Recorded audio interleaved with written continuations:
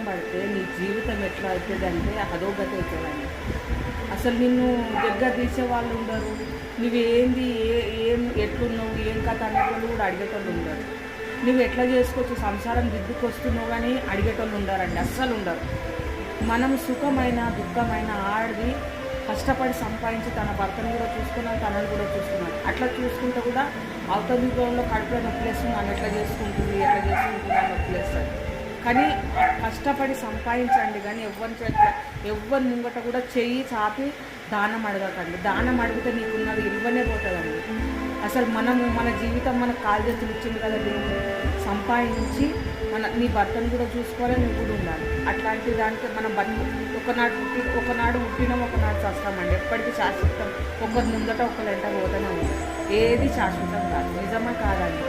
చేతుల బెల్లం ఉన్నంతసేపు ఈగలాగుతాయండి, చేతుల బెల్లం తీగలాగుతాయి.